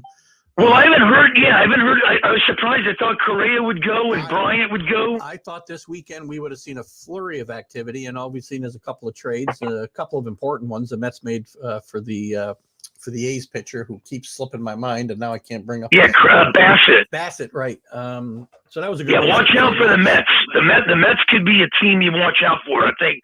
With Buck Showalter over there, I like him. You got Scherzer, you got Walker, you got DeGrom, you throw Bassett in there. You can get a Carrasco. Key free agents. I think the health of that pitching staff would be the big thing. And, I like the Mets' chances too. I mean, that's another one. I think the Central is going to go through St. Louis. I think St. Louis with Matt's over there now. I like that. And I know you will dive into this, but I know my Bucks and your Yankees go at it 4 times this year. 2 in Pittsburgh, 2 in New York. Oh, I'll get my own cheesesteaks owed to me after that series. Yeah. But yeah, I like it. I like the way it is, and it's going to be interesting to see how this thing plays out. But man, oh man, I think what took center stage last week was the NFL news, huh? Well, that's where I want to go now. So a wild week in the NFL. Rodgers resigns with Green Bay, and to me is the biggest hypocrite in all of football. Wilson gets traded, Wentz gets traded, Cooper gets traded, Deshaun Watson news. There's news everywhere. I want to start with Aaron Rodgers. I don't know what your thoughts are. I'll give you mine real quick. Aaron Rodgers spent all last year holding out in the summer, even during the season. His reasoning for saying he wanted out of Green Bay was that they would not put enough weapons around him and spend the money to make them a legitimate Super Bowl contender. And then Aaron Rodgers turns around, and my argument then was, what did you do to ever give any money back so they could spend money? Now he signs the richest contract in NFL history for $50 million a year. And how is that team going to be able to improve locking that much money up in Aaron Rodgers? He's a hypocrite. Well, first of all, he's a smart man, 38 years old. I'm okay with him. I guess his girlfriend / fiance / I don't know what took off and said, "Hey, I want you to retire." He said, "No, you can go retire." Holds the Packers hostage, gets $200 million, and they, tag his buddy there, Devontae Adams. Now the girlfriend's probably running back, but here's a smart guy. I mean, he's smart in a lot of ways, and I'll break this thing down. The NFC is completely a wide open joke when you look at it. He's in a division where all he has to do is beat the hell out of 3 other teams in that division and rack up 6 wins. There's no competition when you look in the NFC South. Who's going to win that division? Maybe Atlanta. Everybody has no quarterback. He's looking at the other side of the coin, and you got Dallas and Washington over there. Philly's trying to find themselves. The Giants, I can't believe they can't get their act together. And then when he looks at the West, you just got the Rams, and if Garoppolo is gone, then it's just the Rams. Let's not kid ourselves. Yeah. The Cardinals are a joke. So he looks at it and he says, okay, I haven't won a NFC championship in 4 years, but you know what? I'll take my chances signing here, win another division, roll my chances in the playoffs. If the sucker went to Denver or Pittsburgh, he knows as well as I know they can add 2 more teams and he still wouldn't get into the playoffs. The AFC's a bear. It's a bear. Yeah, the AFC West going to be the best division in football this year. Well, not only that, look around. You got Buffalo. You know that's there. New England's on the rise. You've got Cincinnati. You've got Baltimore that ain't going away. Cleveland could get back. Pittsburgh's trying to find themselves. You've got Tennessee. That's where he sees it. So anybody coming out of the AFC is so dominant. It's like the SEC, where the other one, I kind of feel like we're in the Pac-12. Again, I don't have a problem with Aaron Rodgers getting his money, and whether he's smart isn't my question. My problem is he's disingenuous in the fact that he said he didn't want to stay in Green Bay because they wouldn't be good enough to win. And again, you're going to eat up $50 million of their salary cap next year, $150 million over the 3 years that he signed for. And again, yes, they were able to franchise tag Devontae Adams, but that's not going to work out forever. And he's going to be disgruntled. And you're not going to be able to put the players around him to consistently. You're right. It's a weaker league. I get it. Or conference, but it's his approach. All last year, he said it wasn't about money. It was about being able to win. And he totally, again, manipulated the narrative around what he was trying to accomplish when all he wanted was the money all along. That's my problem with Aaron Rodgers. Right. And I'll tell you, the other story that's a real head scratcher, and I don't understand this, is the Deshaun Watson and everything getting, cleared. How the hell do you clear him when 22 women accused him of sexual stuff? I don't understand that. I can see maybe 1, 2, but if a guy breaks into 22 homes and you say that wasn't him, I don't understand this. Who would take a flyer on this clown? I don't know why anybody would. And obviously, as soon as this news broke, we got this, 8 teams interested in bringing him in, obviously. I don't even know that he won't face that. Unless he paid, he must have had a settlement or something. I'm sure. It just does not make sense how 22 women all of a sudden went by the wayside, and I haven't heard anybody coming up and pushing it. So, in other words, it must have been a nice, quiet settlement across the board. Let's not forget that the civil side of this has not gone away yet either. So it's not done. It's done in the eyes of the courts, or the criminal courts, but. And again, I don't know that he's still not going to face some kind of NFL suspension as well once he's signed somewhere. And let's not forget, he still belongs to the Texans, and they're going to have to work out some kind of deal. And I don't know. I wouldn't take a flyer on him either. And it's interesting. Yeah, I know Pittsburgh was looking. I said, listen, I wouldn't bring him into the city. I wouldn't bring Winston in the city. I wouldn't bring Tyrod Taylor in the city. Or Bridgewater. We don't need those kind of guys in Pittsburgh. If you're going to bring somebody, bring the Italian guy serving lasagna in San Francisco, Jimmy G. Well, he might be a possibility. I don't think I think he's going there. I really do. I think that's going to be the next done deal. I don't think you're right. I don't think the dominoes are done falling. I think you're going to see Jimmy G maybe move. You may see Derek Carr move. You may see Matty Ice move, because there's teams that need a quarterback. The Colts need a quarterback after moving Wentz to Washington, and the reports are that he and the organization has serious falling out. And this is what I don't understand. And I like Carson Wentz, and let me tell you, being a skin side on that side of the NFC side of things, we've had 32 different quarterbacks in quite a while there since I can remember the last guys leading us to Super Bowls. So when you look at the Rippons, when you look at the Theismanns, when you look at the Doug Williams, these are guys that led us. And then we had Kirk Cousins, which I really liked. And then after Kirk Cousins, it's been a travesty. It really has. It's been a combination of clowns coming through there. Haskins, some of these other guys. And now we got somebody, if he can keep him without getting injured. I like Carson Wentz. I've always liked Carson Wentz. He got a screw job in Indianapolis because Frank Wright wanted him. all of a sudden, when he went 9-3 with them, and they lost the last 2 games and looked like the Miami Dolphins, who couldn't win 1 game to get in the playoffs, they threw the dude under the bus and said he's not the quarterback here. Look at the organization. Maybe Frank Wright wasn't prepared to have this team play the last 2 weeks, losing to Jacksonville and the Raiders. Possibly. I don't think the Commanders. I almost said the Redskins again. I don't think the Commanders. This is going to take a long time to get used to. Are gonna. I don't think they're done. I think they're going to draft a quarterback. I think Wentz is kind of their bridge to whoever they draft here. Let's move on. We got to talk about Russell Wilson before we get done for sure. Probably the biggest news of all was Russell Wilson. Yeah. I don't know if that was the boatload that Dallas and Minnesota played years ago with Herschel Walker. Yeah.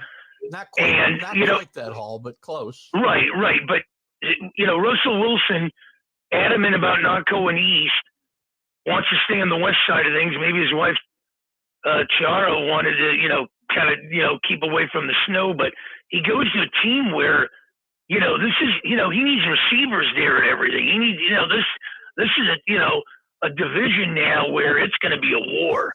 You got Khalil Mack in L.A., double barrel shotgun there with Bosa. Herbert's there. You got Mahomes in the division. The Raiders are going to be tough because they brought in the New England personnel there. So, I don't know, man. When you look at Denver, I mean, they're going to be tough. But, I don't think they have the weapons that some of these other ones have. And, you got to remember those weapons may very well improve with a real quarterback back there instead of Drew Lock and whoever else has played quarterback there over the last 5 years. So yeah, they've had a combination of things.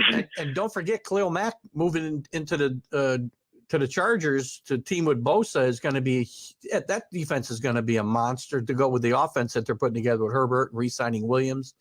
I think San Diego, and Kenny's saying it here, he thinks they're the best team in the AFC this year. And they're going to be tough. Hey, Pittsburgh's not done either. They're trying to get some defensive help out of Tampa, trying to sign some of their defensive guys. And, Hicks is out there from Arizona, so, you never know. So this is going to be interesting. I think the Steelers. What about Wagner? Where do we see him? Yeah, that's another one. He could help a lot of teams in the secondary. That's definitely another one where, you look around and what about Baker Mayfield? Where's he going? Where's Kirk Cousins going? Yeah, that's why I'm not a big Baker Mayfield fan, and I don't think the Amari Cooper deal yesterday is going to make a big deal in Cleveland because I still don't think Mayfield's a championship contending quarterback. Well, what's going to happen is, I think when you look at it in the defending Super Bowl champs, the Rams. Come on, man. I mean, they're going to be down Odell Beckham Jr. He's not coming back anytime soon with that torn MCL. Mm-hmm. So, I mean, you're going to be, they're going to be covering a lot more. I don't see the Rams, doing some damage. I mean, when you look at their schedule, they're going to go against the AFC West. So they're going to be playing the Kansas City's, Denver's, teams like that. Yep. Plus they got Buffalo on that schedule. They got Dallas on that schedule. So this is going to get interesting for the Rams. Before we move on from the quarterback talk here completely, Anthony Price brings up a good point.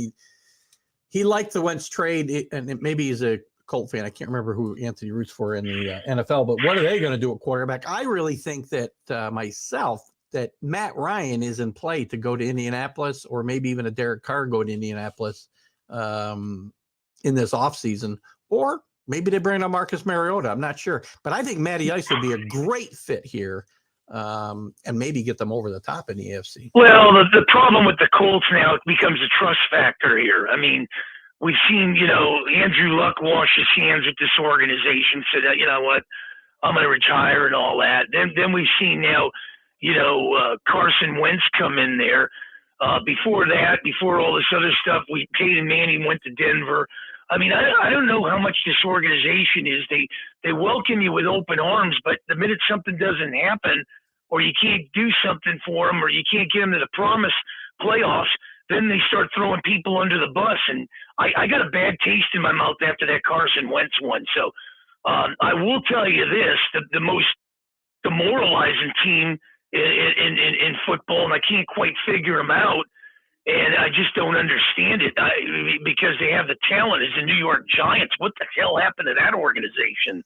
Well, we're going to find out because they get a brand new leadership in the organization, and what direction they go is going to be very interesting. We're going to find out with free agency coming up pretty quickly how the Giants decide to go forward here. I think. Well, they started picking up guys last year, and they made some key moves, and now they get 2 picks in the top 10 here, and I mean, I want to know where this organization is going because they always seem to start out like 0-2, 0-3, and then by the time they try to figure out something, then they hit a little winning streak, and then they go right back on the twist. And I like Jones a lot, but I don't know, man. I think they need to bring somebody in to compete with them. I'm a big fan, and I know some Giant fans aren't. I think Mitchell Trubisky is still a viable NFL quarterback, and I think you're going to find out whether he actually is, because if the Giants don't pursue him in free agency after – Dabo had him this year saw him every day in practice this year. You're going to find out if they go after him and chase him, and it may be a money thing if they don't get him. But if they make no effort to bring Mitchell Trubisky in to compete with Daniel Jones, my guess is Mitchell Trubisky is not as good as I think he could be. Wow. That's what I think. But again, I think he'll be in demand. I think, as we get into free agency, there's a lot of teams that need help at quarterback, as we've already talked about today. And we've only talked about. Hey, let me ask you, since we're on football, I know the USFL is coming around. You getting excited for that? Being this is in the spring and it's not competing in the fall. Yes, I'd like to see what it's all about and see what the talent level is. I mean, obviously, the last few leagues that have tried to go have not worked out very well, and I'd like to see. I know the old USFLs, I think, in a lawsuit. To keep them from using the name. So we'll see what happens with that. But look at that. Yeah, I'm surprised they haven't come out west. I think the bulk of it is in the east. I think it is. And in the south. I know the Pittsburgh teams there, the Maulers, and you got the Philadelphia Stars and the Generals and all that. Yeah, but it's a lot of the I'm teams, really surprised they haven't come out here. Yeah, it's a lot of the same cities and team names in a lot of cases as the old USFL had, at least here in the East. And I think you might see it expand if it's successful. I think the USFL did the same thing. I don't think LA had a team the first year in the USFL, the old USFL. Yeah, then next year, if you see it, The Rock is in partnership with the XFL. So the XFL will come into play next year as well. Yeah, we'll see how that all works out. So we'll see. Lots to talk about as we go forward, Mark. Obviously, with Major League Baseball, we'll dive more into some predictions there later on. We'll look into the draft and free agency in the NFL, and certainly this USFL we'll look at more. So thanks for joining us today. What give us a quick what can we look for from Mark Mancini and your endeavors this week? Oh my God, I'm getting ready to start at towards the end of the month, the second year I'll be doing it, the Pittsburgh Pirates podcast with Tarek Brock, the first base coach. So I'm really excited about doing that twice a week. I got your great show, part of a Tampa show, part of an Arizona show, the Philly show, the XM show, the world's worst handicapper making a spin around. I know on the Philly show this week, we've got tomorrow we're doing a taping. Jennifer Harrison, it's a contributor at Fox News. She's on tomorrow along with Fred Dertaney, sports anchor at a Connecticut TV station. And then Thursday it'll be an ear, nose, and throat specialist out of Pittsburgh, Pennsylvania. Boy, this guy's good. Greg Roscoe. And then we have Billy North, 74 World Series champion, Oakland A's. Great stuff. We look forward to it, Mark. We look forward to seeing you. I love you, brother. I love these listeners. You know that. You got the best show in the network, my friend, sweeping the country. Awesome. Well, I'm up against it, so I'll see you next week and then hopefully get you back next Sunday, and then we get back in April. We get back on the Wednesdays. Absolutely, because we'll be diving into the draft then. So. Yeah. That's going to be something. Thanks for being in, Mark. Catch you. Thank you, brother. Bye-bye. Guys, that's all we got time for today. I'm up against it. Thanks for joining us. Thanks for Kenny and Anthony and Rick and Alan and Carlos and everybody else who contributed today. Sal, for sure. We'll get you on the show live one day. I got about 30 seconds to wrap this up. So thanks for joining us today. Keith Engel with TGI Sports Talk right here on Northeast Streaming Sports Network. This show will be replayed on Roku, here in 1 hour's time. See you then. Have a great Sunday. Keith Engel out.